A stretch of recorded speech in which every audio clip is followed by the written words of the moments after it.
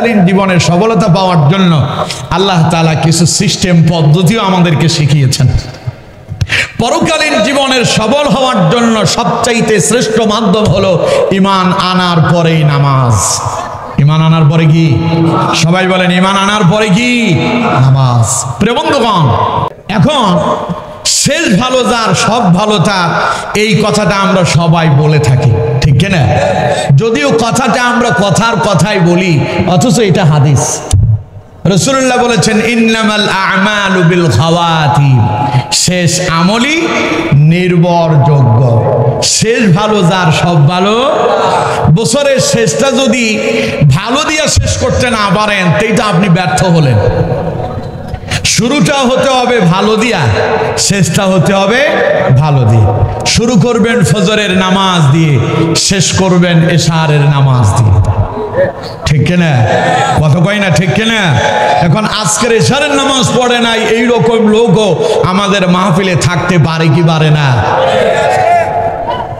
নতুন বছরের স্বাগত জানানোর জন্য কি বাজি ফোটানোর দরকার না নামাজ পড়া দরকার? আল্লাহর প্রশংসা দিয়া কাজ শুরু করতে হবে। কোরআন আল্লাহ শুরু করেছেন আল্লাহর প্রশংসা দিয়া, ঠিক কিনা? কথা কই না, ঠিক কিনা? নামাজ যখন শুরু করেন কার প্রশংসা? আরো জোরে বলেন কার? আল্লাহ রাব্বুল আলামিন কোরআন শুরু করলেন আলহামদুলিল্লাহি রাব্বিল আলামিন। প্রশংসা কার? আরো জোরে বলেন কার? যখন আপনি নামাজি দাঁড়ায় যান তখন শুরু করে দেন আলহামদুলিল্লাহি রাব্বিল আলামিন। সমস্ত প্রশংসা তার, যিনি গোটা বিশ্বের যিনি লালন কর্তা পালন কর্তা, সে মহান আল্লাহ রাব্বুল আলামিনের প্রশংসা দিয়াই কোরআনও শুরু হয়েছে, নামাজও শুরু হয়, ঠিক কিনা? সুতরাং যেটা দিয়া কোরআন শুরু, যেটা দিয়া নামাজ শুরু, ওটা দিয়ে আমাদের জীবনেরও সূচনা হওয়া দরকার, ঠিক কিনা? জোরে বলতে হবে, ঠিক কিনা? তাহলে ফজরের নামাজ পড়ার দরকার আছে না নাই? আচ্ছা, আমি আপনাদেরকে প্রশ্ন করি, ফজরের নামাজ পড়াটা সুন্নাত না মুস্তাহাব? না না, হুশ ঠিক আছে। ফজরের নামাজটা কি ফরজ, এশারের নামাজ। এখন যারা এশারের নামাজ পড়েন নাই, ফরজ কি আদায় করছেন? কামটা কি ঠিক হইলো? এখন যারা এশারের নামাজ পড়েন নাই, তাড়াতাড়ি এশারের নামাজ আদায় করবেন। আজকের রাত যাতে করে, আজকের এই বছরের শেষ রাত, শেষ সময়টা যেন আল্লাহর ইবাদতের মাধ্যমে অতিবাহিত হয়, সেই চেষ্টা আমাদেরকে করতে হবে। আল্লাহ আমাদেরকে তৌফিক দান করেন, পড়েন আমিন। তাহলে আমি চিন্তা ভাবনা করলাম আজকের আলোচনাটা হোক নামাজের গুরুত্বের উপরে। কি বলেন? শুনবেন আপনারা? নামাজ এটা হলো ফার্সি শব্দ, এটার আরবি শব্দ হচ্ছে সালাত। আরবি শব্দ কি? সালাত। আর সালাতের বাংলা হলো দোয়া বা প্রার্থনা। নামাজে দোয়া আছে না নাই? কথা কয় না, আছে না নাই? নামাজ শুরুটাই দোয়া, সূরা ফাতিহাটাই দোয়া। আল্লাহ নবী বলছেন আফদালুয যিকরি লা ইলাহা ইল্লাল্লাহ ওয়া আফদালুদ দুআই আলহামদুলিল্লাহ। রাসূলুল্লাহ বলেছেন সবচাইতে শ্রেষ্ঠ জিকির হলো লা ইলাহা ইল্লাল্লাহ, আর সবচাইতে শ্রেষ্ঠ দোয়া হলো আলহামদুলিল্লাহ। পড়েন সুবহানাল্লাহ। তার মানে সূরা ফাতিহা দিয়াই, দোয়া দিয়াই নামাজ শুরু হয়, শেষ হয় কি দিয়ে? শেষ বৈঠকে সালাম ফেরানোর আগে কি পড়েন জানে না? দোয়ায়ে মাসুরা কি পড়েন? আল্লাহুম্মা ইন্নী যালামতু নাফসি যুলমান কাসীরা ওয়া লা ইয়াগফিরুয যুনুবা ইল্লা আনতা ফাগফিরলি মাগফিরাতাম মিন ইনদিকা ওয়ারহামনি ইন্নাকা আনতাল গফুরুর রহিম। দোয়া আছে না নাই? কথা কয় না, দোয়া আছে না নাই? তাইলে নামাজের অর্থ, সালাতের অর্থ হলো দোয়া। এবার প্রশ্ন হলো সালাত বলে কারে? সালাত বলা হয় নবী করিম সাল্লাল্লাহু আলাইহি ওয়াসাল্লামের দেখানো পদ্ধতি মোতাবেক রুকু এবং সেজদাতে অবনত হওয়ার নাম হলো সালাত। বুঝতে পেরেছেন? এখন এখন রাসূলুল্লাহর দেখানো পদ্ধতি মোতাবেক যদি আপনার রুকু আর সিজদা হয়, তার আগে কিছু পদ্ধতি আছে না নাই? আরো জোরে বলেন, আছে না নাই? এর নাম সালাত। এই সালাত আল্লাহ তাআলা তার সব নবীদেরকে এই নামাজ দিয়েছেন। সকল নবীরাই এই নামাজ আদায় করেছেন। যেমন জাতির পিতা ইব্রাহিম আলাইহিস সালামের কথা না বললেই নয়। হযরত ইব্রাহিম আলাইহিস সালাতু ওয়াস সালাম তিনি হচ্ছেন মুসলিম মিল্লাতের জাতির। সন্দেহ আছে? সন্দেহ আছে? তো এত আস্তে বললেন কেন? মুসলিম মিল্লাতের জাতির পিতার নাম, সবাই আওয়াজ দিয়ে বলেন, মুসলিম মিল্লাতের জাতির পিতার নাম। আল্লাহ পাক বলছেন মিল্লাত আবিকুম ইব্রাহিম হুয়া সাম্মাকুমুল মুসলিমিন।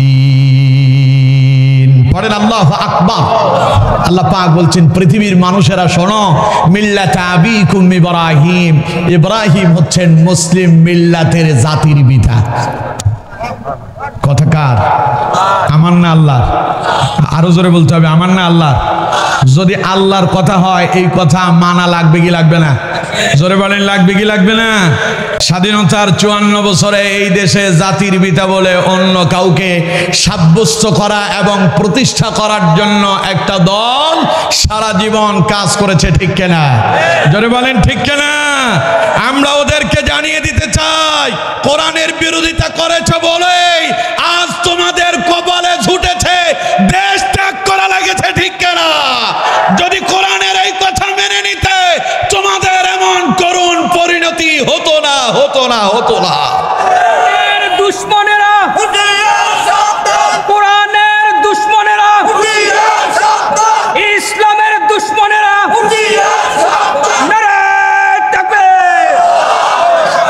ইব্রাহিম আলাইহিস সালামকে মুসলিম মিল্লাতের জাতির পিতা বলে যিনি ঘোষণা দিলেন তিনি কে? এখন আপনি যদি বলেন মুহাম্মদ সাল্লাল্লাহু আলাইহি সাল্লামের জাতির পিতা, ঈমান থাকবে? যদি বলেন আদম আলাইহিস সালামের জাতির পিতা, ঈমান থাকবে?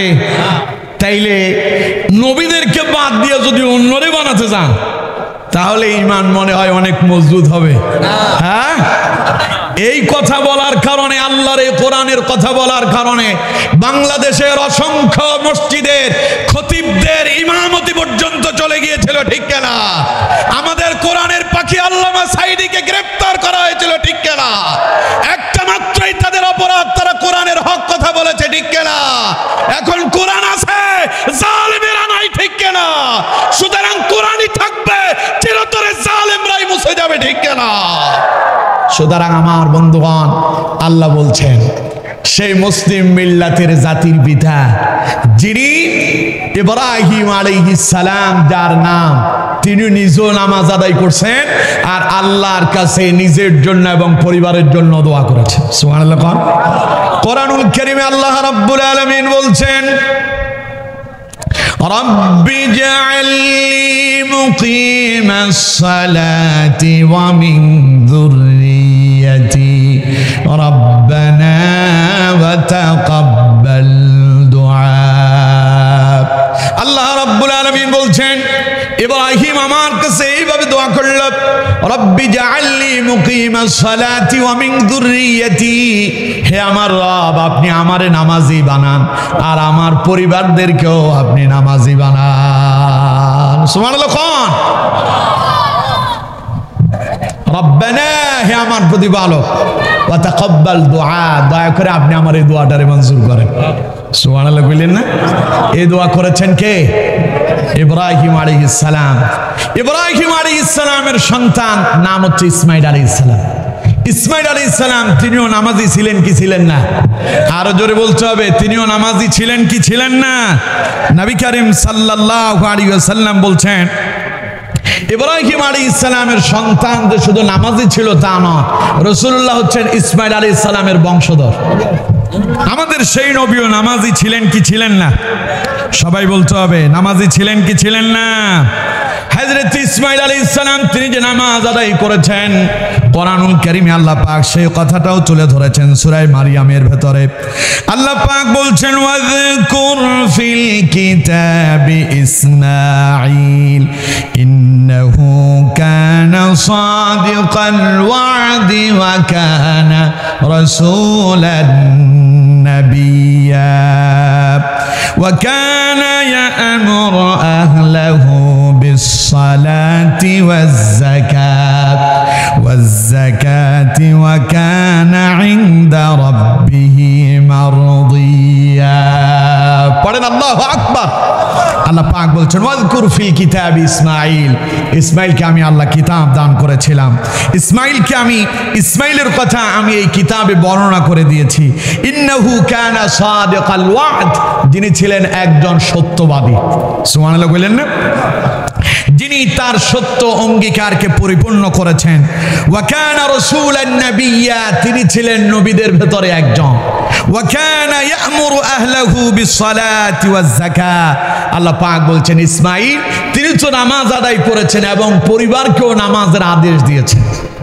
পরিবারকে তিনি বলেছেন তোমরা নিজেরাও নামাজ আদায় করো এবং যাকাত প্রদান করো। এরপরে আল্লাহ পাক বলছেন ওয়া কানা ইনদা রাব্বিহি মারদিয়্যা, এবং সে ছিল তার রবের আস্থাভাজন, সন্তোষভাজন। সুবহানাল্লাহ। কোন ইসমাঈলের প্রতি যিনি খুশি ছিলেন তিনি কে? আরো জোরে বলেন তিনি কে? এবার ইসমাঈল আলাইহিস সালামের বংশধর হলেন মুহাম্মাদুর রাসূলুল্লাহ সাল্লাল্লাহু আলাইহি ওয়াসাল্লাম। আমার নবী নামাজ আদায় করতেন কি করতেন না? সবাই বলেন করতে কি করতো না? আর দৈনিক 5 ওয়াক্ত নামাজ যেই নবীর উপরে আল্লাহ ফরজ করেছেন ওই নবীর নাম মুহাম্মাদুর রাসূলুল্লাহ সাল্লাল্লাহু আলাইহি ওয়াসাল্লাম। ইতিহাস অনেক লম্বা, কিভাবে রাসূলুল্লাহ 5 ওয়াক্ত নামাজ পেলেন এটার বিশাল লম্বা ঘটনা বলতে গেলে অনেক সময়ের দরকার। হাতে আমার সময় কম, বিস্তারিত বলতে পারবো না, শুধু এতটুকুনি বলি বিশ্বনবী যখন মেরাজে গেলেন আল্লাহ খুশি হয়ে বান্দার জন্য 50 ওয়াক্ত নামাজ দিলেন। কত ওয়াক্ত? 50 ওয়াক্ত নামাজ দিলেন আল্লাহ পাক।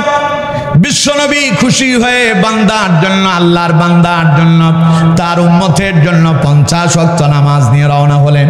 মুসা আলাইহিস সালামের সঙ্গে প্রতিমধ্যে সাক্ষাৎ হয়ে গেল।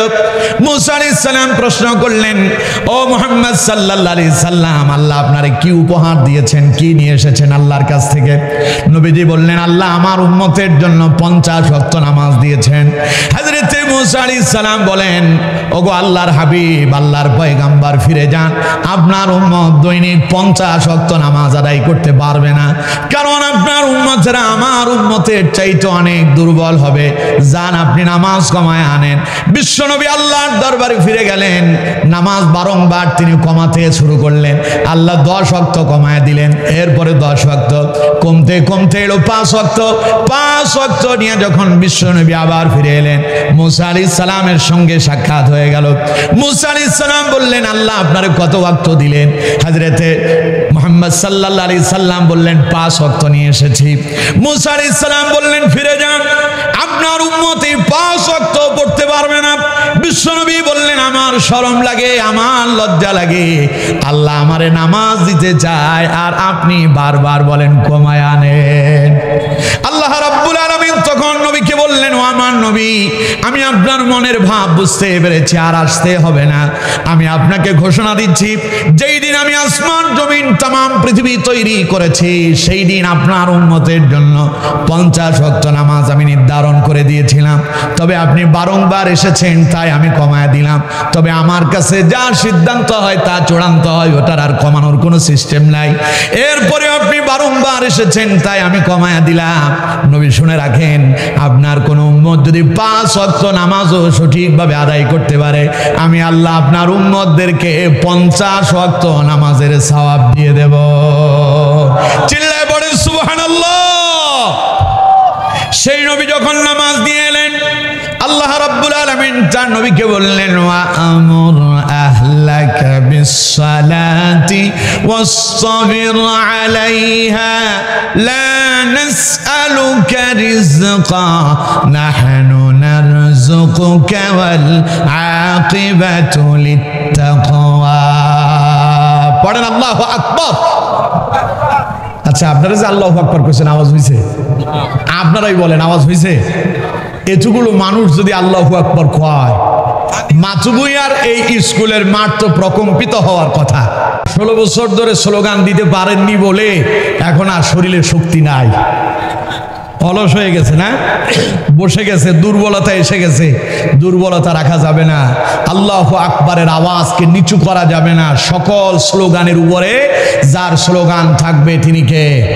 চিল্লায় বলেন, তিনি কে? কথা আমার না, আল্লাহ। কোরআন থেকে শোনেন, আল্লাহ পাক বলছেন ওয়া রাব্বাকা ফাকাব্বির। আল্লাহ পাক বলছেন আল্লাহর তাকবীরের আওয়াজ উঁচু করে দাও। সুবহানাল্লাহ হয় না? নেতার নামের স্লোগান দিতে বললে রাস্তায় ধুলাবালি সব উঠতে থাকে, আল্লাহর নামের স্লোগান দিতে বললে উনি চেপে বসে থাকে।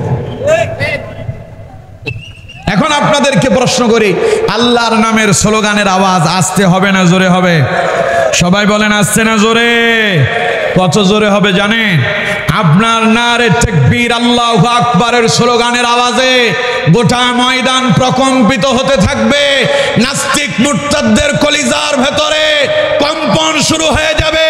ইমানদারদের কলিজার ভেতরে ইমানের সঞ্চার ঘটবে। এমন ভাবে নারে তাকবীরের আওয়াজ দিতে হবে বাতিলেরা যেন পালাতে বাধ্য হয়। ঠিক কিনা? ওই স্লোগান দেওয়ার জন্য কারা কারা রাজি আছেন? দুই হাত তুলে আল্লাহরে দেখান।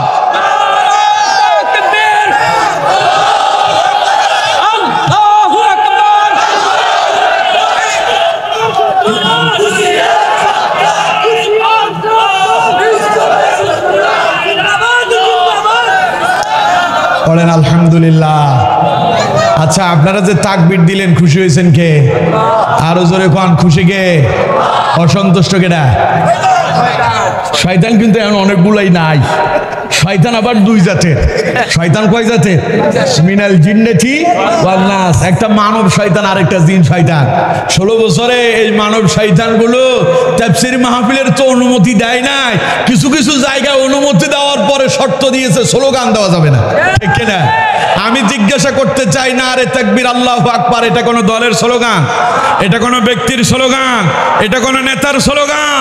এই স্লোগানের বিরোধিতা করেছিল আবু জাহেল, এই স্লোগানের বিরোধিতা করেছিল ফেরাউন, এই স্লোগানের বিরোধিতা করেছিল নমরুদ।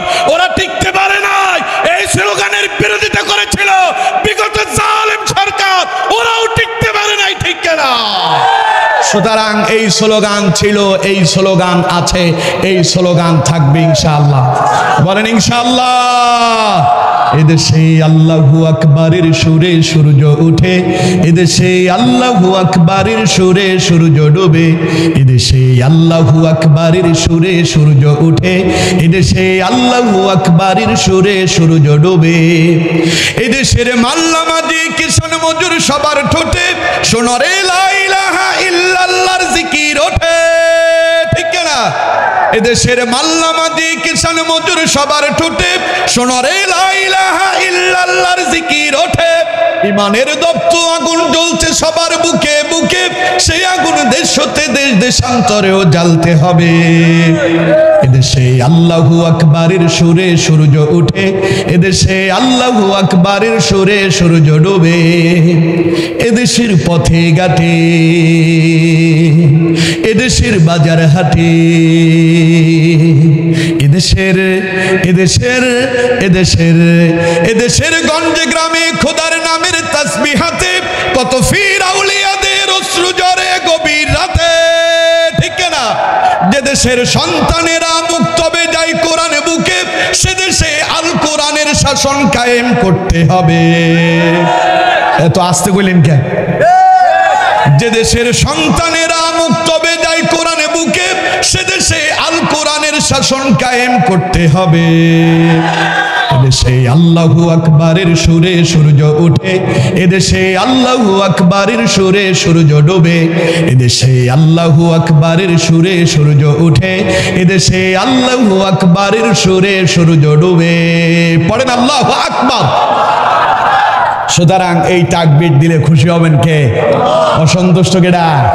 শয়তানরা অসন্তুষ্ট হয়ে পালায়া যায়। রাসূলুল্লাহর হাদিস, আজান যখন শুরু হয় ইবলিস শয়তান পেছনের রাস্তা দিয়ে বায়ু ত্যাগ করতে করতে পালায়, ঠিক না?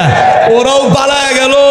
যারা মানব শয়তান ছিল কোনটাতে কোন ইঁদুরের গর্তে ঢুকছে খুঁজেই পাওয়া যায় না, ঠিক না? সুতরাং তাকবীরের বিরোধিতা করলে মাইর কে কে দেবেন? ইন্না বাতশা রাব্বিকা লাশাদীদ। এমন মাইর দিবেন, আল্লাহর মাইর দুনিয়ার মাইর। কথা কয় না? আল্লাহর মাইর দুনিয়ার। এখন আল্লাহর মাইর খেতে চান? কথা কয় না? আল্লাহর মাইর খেতে চান? আল্লাহর মাইর থেকে বাঁচতে হলে তাকবীরের আওয়াজ দিতে হবে কার নামে? তাহলে এবার সবাই মিলে একেবারে সজোরে চিৎকার মেরে বলেন আল্লাহু আকবার। পড়েন আলহামদুলিল্লাহ।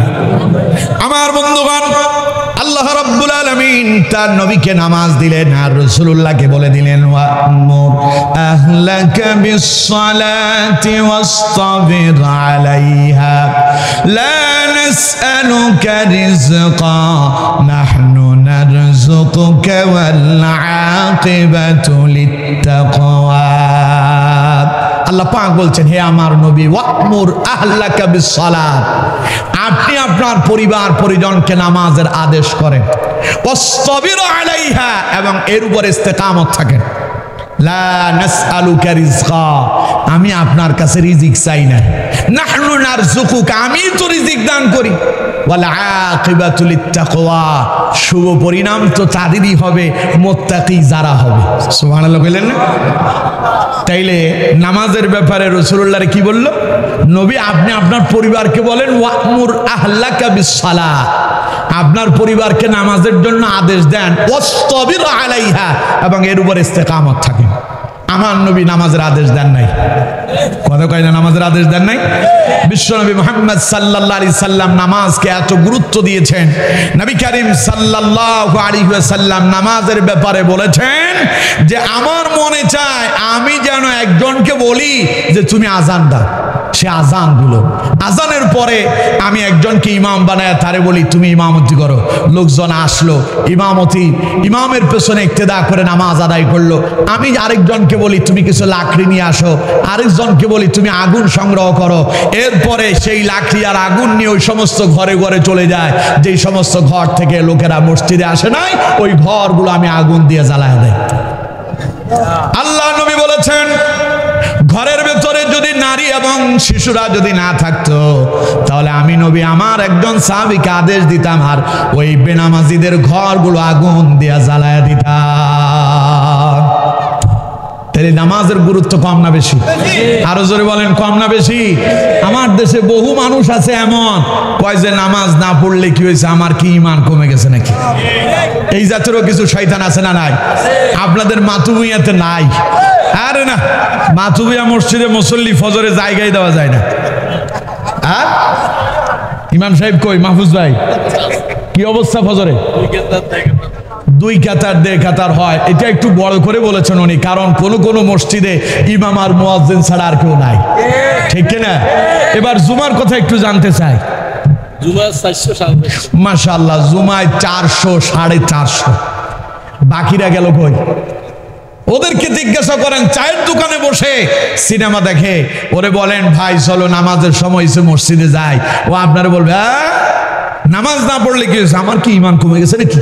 ওই শয়তান জানেই না তার ঈমান কবে যে চলে গেছে, ঠিক কিনা? জোরে বলেন ঠিক কিনা?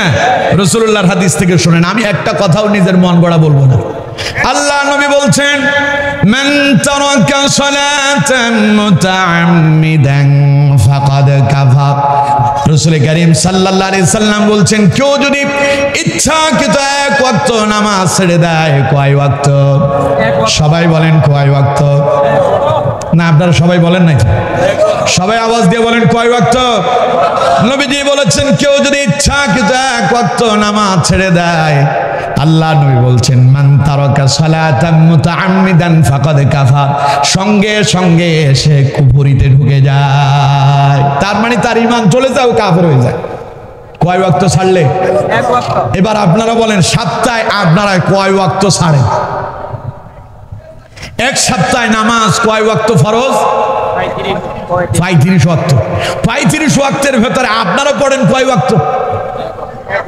বাকি 34 ওয়াক্তই নাই। ইন্না লিল্লাহি ওয়া ইন্না ইলাইহি রাজিউন। ঈমান আছে? কথা কয় না ঈমান আছে? রাসূলুল্লাহ বলেছেন ইউসবিহুর রাজুলু মুমিনান ওয়া ইউমসি কাফিরা ওয়া ইউমসি মুমিনান ওয়া ইউসবিহু কাফিরা। কিয়ামতের আগে এমন এক সময় আসবে সকালবেলা যেটা মুমিন সন্ধ্যায় কাফের, সন্ধ্যায় যেটা মুমিন সকালে কাফের। এখন এই কাফেরদের সঙ্গে আমাদের উঠা বসা চলছে। ও তো নামাজ পড়েই না, সপ্তাহে 34 ওয়াক্ত ইচ্ছাকৃত ছেড়ে দেয়, আবার বলে নামাজ না পড়লে কি হয়েছে, আমার কি ঈমান কমে গেছে। রাসূলুল্লাহর হাদিস বলে তার ঈমান প্রথম ওয়াক্ত যেই দিন ইচ্ছাকৃত ছাড়ছে ওই দিনে গেছে। ঠিক কিনা? কথা কয় না ঠিক কিনা? এখন আপনারা কি মোমেন হতে চান না কাফের হতে চান? সবাই বলেন মোমেন না কাফের? দেখি তো কারা কারা মোমেন হতে চান। লিল্লাহি তাকবীর, লিল্লাহি তাকবীর। হাত নামান। মোমেন আর কাফেরের মাঝে কিছু পার্থক্য আছে। মোমেন দেখতে আপনার মতোই মানুষ, কাফের দেখতে আপনার মতোই মানুষ। মোমেনও বাজারে যায়, কাফেরও বাজারে যায়। মোমেনও মার্কেটিং করে, কাফেরও মার্কেটিং করে। মোমেনও খাবার খায়, কাফেরও খাবার খায়। মোমেনও মাছ কিনে, কাফেরও মাছ কিনে। দুইজনের বাজার ঘাট সব এক, চলাফেরা সব এক। মোমেন যেই গাড়িতে উঠে কাফেরও একই গাড়িতে উঠে, খালি এক জায়গার ব্যবধান। মোমেন নামাজ পড়ে, কাফের নামাজ পড়ে না। কথা আমার না রাসূলুল্লাহ। মুসলিম শরীফের বর্ণনা, বিশ্বনবী রাসূল করিম সাল্লাল্লাহু আলাইহি ওয়াসাল্লাম বলছেন বাইনাল আবদি ওয়া বাইনাল কুফরি তারকুস সালাত। একজন মুমিন আর একজন কাফেরের মাঝে একটাই পার্থক্য, মুমিন নামাজ পড়ে আর কাফের নামাজ পড়ে না। এবার আপনাদেরকে প্রশ্ন করি, সপ্তাহে জুমার নামাজ যারা পড়েন, বাকি ওয়াক্ত যারা মসজিদে আসেন না, আপনাদের সঙ্গে আর কাফেরের সঙ্গে কোনো ভেদাভেদ আছে নাকি? দুইজনই সমান হয়ে গেলেন। এখন কি ওদের মতো থাকতে চান না মুমিনের মতো থাকতে চান? মুমিনের মতো থাকতে হলে নামাজ পড়ার দরকার আছে না নাই? শুনেন আমার বন্ধুগণ, মুমিনদের জীবন যাপন কেমন হবে কোরআনুল কারীমে আল্লাহ পাক সেই কথাটা অত্যন্ত চমৎকার ভাবে তুলে ধরেছেন। আল্লাহ পাক বলছেন ওয়াল মুমিনুনা ওয়াল মুমিনাতু বা'দুহুম আউলিয়াউ বা'দ ইয়া'মুরুনা বিল মা'রুফি ওয়া ইয়ানহাউনা আনিল মুনকার ওয়া ইউকিমুনাস সালাতা ওয়া ইউতুনাজ যাকাতা ওয়া ইউতিউনা আল্লাহ ওয়া রাসূলা। কার কথা? আরো জোরে বলতে হবে, কার কথা? আল্লাহ পাক বলছেন ওয়াল মুমিনুনা ওয়াল মুমিনাত, মুমিন পুরুষ এবং মুমিনা নারী, বা'দুহুম আউলিয়াউ বা'দ, তারা একজন আরেকজনের বন্ধু। একজন আরেকজনের কি? মুমিন পুরুষ এবং মুমিনা নারী একজন আরেকজনের হিতাকাঙ্ক্ষী, একজন আরেকজনের হবে বন্ধু, একজন আরেকজনের জন্য সব সময় কল্যাণ কামনা করবে। কল্যাণ কামনা কেমনে করবে? আল্লাহ পাক বলছেন ইয়া'মুরুনা বিল মা'রুফি ওয়া ইয়ানহাউনা আনিল মুনকার। মুমিন পুরুষ এবং মুমিনা নারী তারা একজন আরেকজনকে সৎ কাজের আদেশ দেবে, অর্থাৎ তাদেরকে ভালো কাজের শিক্ষা দেবে, আর মন্দ অসৎ কাজ থেকে একজন আরেকজনকে ফিরায়া রাখবে। কথা কার? চিল্লায় বলেন কথা কার? তাহলে আজকে আমরা এখানে যারা আসছি সবাই মুমিন না? সবাই বলতে হবে সবাই মুমিন না? এখান থেকে গিয়া কারা কারা হ্যাপি নিউ ইয়ার পালন করবেন? হ্যাপি নিউ ইয়ার পালন করবেন কেউ? এবার যদি কেউ যদি করে, ও যদি মুমিন হয়, তারে সেখান থেকে ফিরায় আনার দায়িত্ব আপনার। কে দিয়েছেন? আরো জোরে বলেন কে? কিন্তু আপনি কি তা করেন? বাপ তার ছেলেরে বলতেছে আব্বু শুনছি তোমরা নাকি হ্যাপি নিউ ইয়ার উপলক্ষে কি জানি কনসার্টের আয়োজন করতেছো, ওইখানে নাকি গরু জবাই হয়েছে, বিরিয়ানি টিরানি পাক হবে, রাত্রিবেলা আসার সময় বাবার জন্য একটু নিয়ে আইসো। এরকমের বাপও আছে না নাই? আরো জোরে বলেন আছে না নাই? তাইলে বাপ নিজেও জাহান্নামের দিকে যাচ্ছে আর সন্তানরে জাহান্নামের দিকে উদ্বুদ্ধ করতেছে। নাউজুবিল্লাহ কইলেন না? অথচ বাপের দরকার ছিল আব্বু আজ বছরের শেষ রাত, চলো বাপ বেটা দুইজন এশারের নামাজ পড়ে আল্লাহর কাছে কান্না করি, বিগত এক বছরের যত গুনাহ করছি, বিগত জীবনের যত গুনাহ করছি, আজ আল্লাহর কাছে তওবা করে ক্ষমা চেয়ে নিব। ঠিক কিনা? কথা কয় না ঠিক কিনা? আর আগামীকাল ফজরের নামাজ দিয়ে আমার জীবন সূচনা শুরু করব। বাপ বেটা দুইজন তাড়াতাড়ি ঘুমায় পড়ো, ফজরের নামাজ জামাতের সঙ্গে আদায় করবো। কিন্তু এমন বাপেরা করেন? এরকম বাপ খুঁজে পাওয়া যাবে? খুব কম, খুব কম। দুই একজন পাওয়া যায় কিনা তাও সন্দেহ।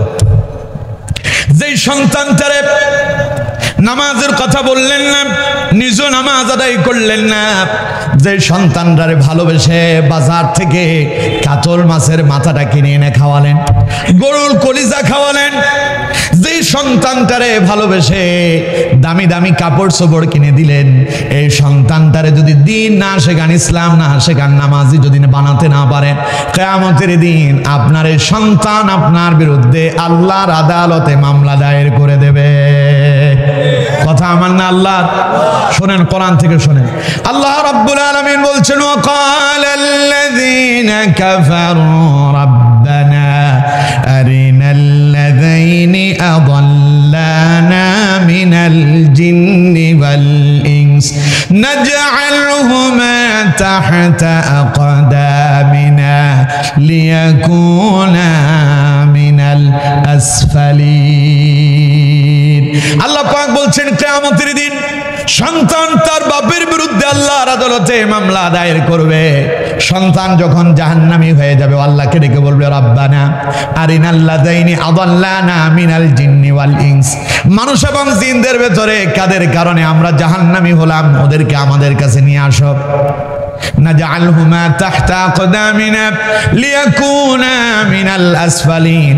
এমনি এমনি জাহান্নামে যাব না, ওদেরকে পদদলিত করে তারপরে জাহান্নামে যাব। বলেন নাউযুবিল্লাহ। যেই ছেলেটারে পড়াও কোরমা খাওয়ান, দামি দামি কাপড় চোপড় কিনে দেন, ওটারে যদি নামাজের কথা যদি না বলেন, দিন যদি তারে না শেখান, ইসলাম যদি তারে না শেখান, নিজেও যদি ভালো কাজ না করেন, আর সন্তানটারেও যদি ভালো কাজে উদ্বুদ্ধ করতে না পারেন, এই সন্তান কিয়ামতের দিন আপনি বাবার মুখের উপরে লাথি মারবে।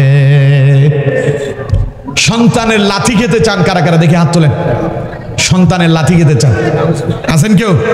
আপনার সন্তান আপনারে গালি দেখ, এটা আপনি চান? কথা কয় না, গালি দেখ, এটা চান? কিয়ামতের ময়দানে সন্তানকে যদি নামাজি বানাতে না পারেন, ওই সন্তান আপনারে লাথি মারবে। কথা আমার না আল্লাহ? জোরে বলেন, কথা আমার না আল্লাহ? তাহলে আল্লাহ বলছেন, বাপদের দায়িত্ব হচ্ছে সন্তানদেরকে নামাজি বানানো, দিনদার বানানো। সুতরাং সব বাপেরা আজকে এখানে যারা আছেন, সন্তানদেরকে নামাজের কথা বলবেন তো? সবাই বলেন, বলবেন তো? নিজে নামাজ পড়বেন, সন্তানদেরকে নামাজের প্রতি উদ্বুদ্ধ করবেন। নবী করিম সাল্লাল্লাহু আলাইহি ওয়াসাল্লাম বলছেন, সন্তানের বয়স যখন 7 বছর হয়, তখনই তারে নামাজ শিখায়া দাও। কার কথা? কথা কয় না, কার কথা? রাসূলুল্লাহর কথা। আল্লাহ নবী বিশ্বনবী মুহাম্মদ সাল্লাল্লাহু আলাইহি ওয়াসাল্লাম বলছেন, মুরু আওলাদাকুম বিসসালাতি ওয়া হুম আবনাউ 7 সিনিন। তোমার সন্তানের বয়স যখন 7 বছর হবে, তখনই তারে নামাজ শেখাও। ফাদরিবুহুম আলাইহা ওয়া হুম আবনাউ 10 সিনিন। আর বয়স যখন 10 বছর হবে, নামাজ না পড়লে তারে পিটাও। আদেশ কার? কথা কয় না, আদেশ কার? এখন 10 বছরের ছেলেরা মসজিদে আসলে আমার দেশের বৃদ্ধরা গালি দিয়া বের করে দেয়। আছে না নাই? কথা কয় না, আছে না নাই? অথচ রাসূলুল্লাহ বলছেন, বয়স 10 বছর হইলে নামাজ না পড়লে পিটনি দাও। আর আমার দেশে 10 বছর না, ছেলেরা যারা মসজিদে যায়, জুমার দিন মা বলে, তোমারে সাজায় গুছায় দিলাম, যাও জুমার নামাজে যাও। মসজিদে আসলে আরেকজন, যেই লোক জীবনের 50 বছর নামাজি পড়ে নাই, করেছে সন্ত্রাসী, অপকর্ম করছে, জুয়ার আসরে ছিল, মদের আসরে ছিল, মসজিদের ধারের কাছেও আসে নাই, এখন চেয়ার ছাড়া নামাজও পড়তে পারে না, মসজিদে আইসে সামনের কাতারে বৈশা মসজিদের লাইনটাও নষ্ট করে দেয়। এমন কিছু মানুষ আছে, এখন মুখে দাঁড়িয়ে আছে, পাঞ্জাবি গায়ে দিয়েছে, সারা জীবন ইসলামের বিরোধিতা করেছে। ছোট্ট বাচ্চাটা যখন মসজিদে নামাজ পড়তে আসে, ওনার শরীরে আগুন ধরে যায়, ছোট্ট বাচ্চাটারে গালি দেয়া মসজিদ থেকে তাড়ায় দেয়। ঠিক কিনা? এই দেশের কিছু শয়তান আমাদের দেশে আছে না নাই? কয় যে আবার গালি দেওয়ার সময় কয়, তোদের মা বাপ নাই, মসজিদে আইলি কি করে? তোদের মতো থাকতে তো আমরা মসজিদের ধারের কাছেও আসি নাই। আরে তুই আসবি কোত্থেকে? তুই তো ছিলি বদমাশ, এখন মসজিদে এলে তুই দেশ বাধা। বুঝতে হবে, তুই আল্লাহর পথে যারা আসতে চায় তাদের পথেই বাধা দিস। ঠিক কিনা? আল্লাহর পথে বাধা দেয় যারা, জাহান্নামী হবে তারা। সুতরাং মসজিদে গেলেও কাম হবে না। সুতরাং আমার বন্ধুগণ, মসজিদে যাবেন, নিজে নামাজ পড়বেন, সঙ্গে নিজের সন্তানটারেও নিয়ে যাবেন। ছোট্ট একটা বাচ্চা দেখলে ওরে আদর করবেন, পারলে একটা চকলেট ধরায়া দেন। ওরে বলেন, বাবা মসজিদে আসছো, কথা বললো না, তুমি যদি আজকে কথা না বইলা নামাজ পড়তে পারো, তোমার একটা চকলেট উপহার দেবো। দেখবেন ও কথা বলবে না, ওরে চকলেট দিয়ে দেন। পরের দিন দেখবেন ও আরেকজনকে বন্ধুরে গিয়া বলবে, গতকাল আমি মসজিদে গেছি, অমুক আঙ্কেল অথবা অমুক দাদা আমার একটা চকলেট দিছে, চলো আমরা দুইজন আজকে মসজিদে যাব, তবে শর্ত কথা বলা যাবে না। দেখবেন ওরা আসবে, কথা বলবে না, প্রতিদিন সংখ্যা বাড়বে। আপনি তাদেরকে আল্লাহর দিকে ডাকছেন, আপনি 2-4-5 টাকা খরচ করবেন, ওরা মসজিদে আসবে, ওরা নামাজ পড়ে যে সওয়াব পাবে সমপরিমাণ সওয়াব আপনিও পাবেন। সুবহানাল্লাহ বলেন না? সৌদি আরবে যখন গেলাম, যখন কাবার চত্বরে নামাজ পড়ার জন্য ঢুকলাম, ছোট্ট ছোট্ট বাচ্চারা সৌদি আরবের কাবার চত্বরে দৌড়াচ্ছে। ওদেরকে দেখে আমার অন্তরটা এত বেশি কেঁদেছে, আরে আল্লাহ তুমি আমারও ক্ষমতা দেয় নাই, আমি যদি পারতাম আমার সন্তানগুলোরে আইনা এই কাবার চত্বরে নামাজ আদায় করতাম। দোয়া করেছি, আল্লাহ তুমি আমারে কবুল করো, আমি যেন আমার সপরিবারে আমার ছোট্ট বাচ্চাদেরকে নিয়ে তোমার এই ঘরের সামনে আসতে পারি, আমার সন্তান এবং পরিবার সহ আমাকে বারংবার কাবার মেহমান বানাও। কিন্তু আমার বন্ধুগণ, আমরা মসজিদে যেতেই চাই না। যাবো কি, কেউ গেলে তারে থাকতেও দেয় না। আর মসজিদটা মনে হয় যে আযাবের কারখানা হয়েছে। সারা সপ্তাহ তো মসজিদে নাই, জুমার নামাজ পড়তে যায়, তাও 2 রাকাত পইড়া মুসল্লির ঘাড়ের উপর দিয়া লাভ জাপ দিয়া দৌড়ায়া কেমনে বের হবে ওই চিন্তায় অস্থির। কথা কয় না, ঠিক কিনা? মনে হয় যে জেলখানা থেকে ছাড়া পাইছে। এই জাতের কিছু মুসল্লি আছে না নাই? আরো জোরে বলেন, আছে না নাই? না আপনাদের এলাকায় মনে হয় নাই। ইমাম সাহেব খালি আসসালামু আলাইকুম ওয়া রাহমাতুল্লাহ আর আসসালামু আলাইকুম ওয়া রাহমাতুল্লাহ বলার আগেই তিনি রেডি। কাবাঘরের একটা দৃশ্য বলি, আমি কয়েকবার মসজিদে হারামের একেবারে আপনার হাজরে আসওয়াদের সামনে নামাজ আদায় করেছি, এবং আপনার রুকনি ইয়ামিনী 2টা সম্মানিত পাথর, জান্নাতি পাথর, এগুলোর সামনে নামাজ আদায় করার সুযোগ আমার হয়েছে আলহামদুলিল্লাহ। ওইখানে যারা নামাজ আদায় করে, শেষ বৈঠকে সবাই অপেক্ষা থাকে কত তাড়াতাড়ি ধুইরা, নামাজের দিকে কোনো খেয়াল নাই, খালি খেয়াল হলো তারা কেমনে হাজরে আসওয়াদে চুমু খাবে। ইমাম সাহেব সালাম ফেরানোর আগেই বারবার সিকিউরিটিরা বলতেছে, ইয়া হাজ্জি সাল্লি, খবরদার নামাজ নামাজ। কিসের নামাজ? ইমাম আসসালামু আলাইকুম বলার আগে ও লাফ দিয়া গিয়া উনি হাজরে আসওয়াদে চুমু খাচ্ছে। এখন আমার দেশের মুসল্লিদের অবস্থা হয়েছে তাই, ওনার মনে হয় যে মসজিদ ভালোই লাগে না, আযাবের ভেতরে আছে, তাড়াতাড়ি বের হতে হবে, মনে হয় জান্নাত মসজিদের বাইরে। মিয়া সাহেব মসজিদে যতক্ষণ থাকবেন ততক্ষণ জান্নাতের বাগানেই থাকবেন, আর মসজিদে যতক্ষণ থাকেন ততক্ষণ আপনার জন্য আল্লাহর রহমতের ফেরেশতারা দোয়া করতে থাকে। সুবহানাল্লাহ কয় না? হাদিস দিয়ে না বললে আপনারা বুঝতে পারবেন না। নবী করিম সাল্লাল্লাহু আলাইহি ওয়াসাল্লাম বলছেন, আল্লাহর কোন বান্দা যখন মসজিদে এসে নামাজের জন্য অপেক্ষমান থাকে, নামাজ আদায় করে, পবিত্র অবস্থায় মসজিদে যতক্ষণ থাকে, ফেরেশতারা তার জন্য দোয়া করে, আল্লাহুম্মা গফির লাহু, আল্লাহুম্মা আরহামহু, আল্লাহ তুমি তোমার এই বান্দারে মাফ করে দাও, তুমি তোমার এই বান্দার প্রতি রহম করো। সুবহানাল্লাহ কয় না? আচ্ছা, ফেরেশতার দোয়া কবুল হওয়ার সম্ভাবনা আছে না নাই? কত পার্সেন্ট? 100%। আচ্ছা, ফেরেশতারে দাওয়াত দিয়া বাড়িতে আইনা আপনি দোয়া নিতে পারবেন? মসজিদের ইমাম সাহেবরে 100 টাকা দিয়া বাড়িতে আইনা ছেলের নাম ধোয়ার জন্য আপনি দাওয়াত দিয়ে নিয়ে আসেন, ফেরেশতারে 1 কোটি টাকা দিয়ে চান না, পারেন কিনা?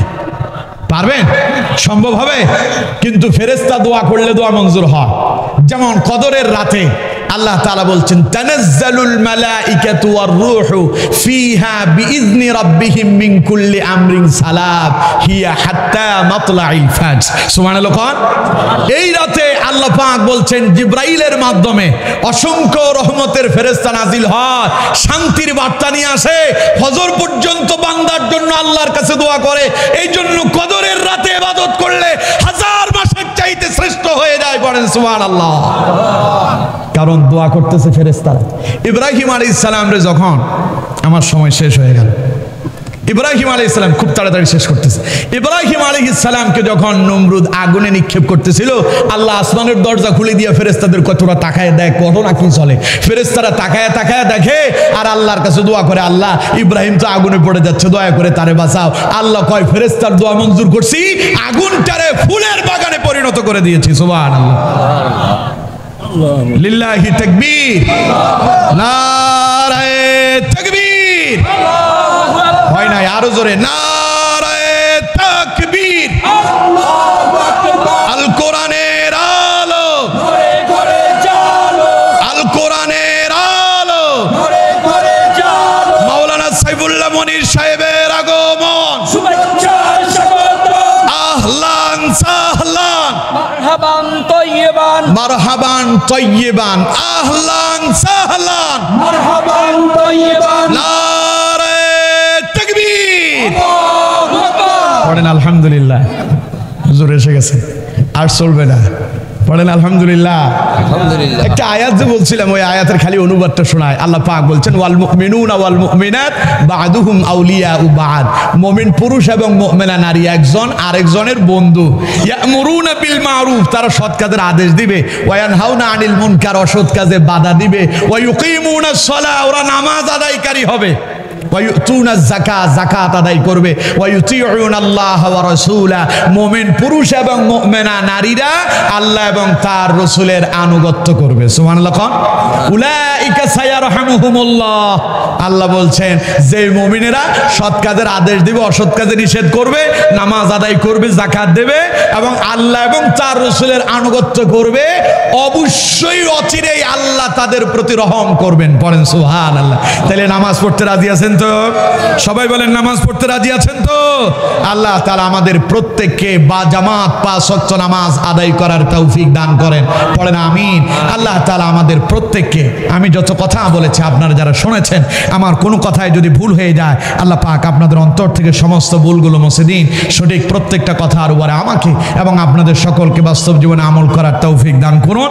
বিশেষ করে আমি আজকে ওস্তাদের জন্য দোয়া চাই। যদিও ডাইরেক্ট আমি ওনার ছাত্র না, কিন্তু কোরআনের ময়দানে অসংখ্যবার আমি তার ছাত্র হয়েছি। আলহামদুলিল্লাহ, বললেন না? প্রথম যেদিন মাহফিলে, মানে আমি বক্তা হওয়ার পরে প্রথম যেদিন আমার সাথে সাক্ষাৎ, উনি আমার চেহারার দিকে তাকায় আছে। তা আমি বললাম যে হুজুর আমার চিনতে পারছেন? চেনা চেনা তো লাগে। আমি বললাম যে আমি মাসুম, দাগুন ভুঁইয়ার মাসুম। জি হুজুর। বাপ রে বাপ, তো চেনাই যায় না, এখন বড় হুজুর হয়ে গেছে। তা আমি ওনাকে একদিন আমার এলাকায়, তারপরে কিছুদিন পরে আমার এলাকায় মাহফিলে এলো, আমি ওনার চেহারার দিকে তাকায় আছি। তা আমার কয় কি দেখো? হুজুর দেখি আপনার এই দাড়িগুলো ছিল কালো। যখন আমি মাহফিলের এইরকম উপস্থাপনা করতাম, আমি মাইকিং করতাম, সঙ্গীত পরিবেশন করতাম, কোরআন তিলাওয়াত করতাম, হুজুরকে আমি কয়েকবার দাওয়াত দিয়েছি, আমি বলছি তখন আপনার দাড়িগুলো ছিল কালো, এখন তাকায় দেখতেছি আপনার এগুলো সব দেখে সাদা হয়ে গেছে। হুজুর কয় বেশি সময় লাগবে না, অল্প কিছুদিন পরে বিনা টিকেটে তুমিও এটা পাবে। আলহামদুলিল্লাহ, মাথার চুল 3 ভাগের 2 ভাগই নাই, সাদা হয়ে গেছে। মুখেরটাও অলরেডি অনেকগুলো হয়ে গেছে। আমার বাবা আমারে বলতো যে আব্বু তোমার চুল যতগুলো পাকছে আমারও ততগুলো পাকে নাই। তো এখন আসলে ওনাদের কথাগুলো সত্য, কারণ কোরআনের সঙ্গে লেগে থাকলে, কোরআনের পক্ষে থাকলে যিনি মর্যাদা বাড়ায় দেন তিনি কে? দাড়ি আর চুল যে পাকছে এর কারণ কি জানেন? নবী করিম সাল্লাল্লাহু আলাইহি সাল্লাম বলছেন, চুল দাড়ি যাদের পেকে যায়, ওরা যখন আল্লাহর দরবারে হাত উঠায়, আল্লাহ তখন শর্মিন্দা হয়ে যায়। সুবহানাল্লাহ, বললেন না?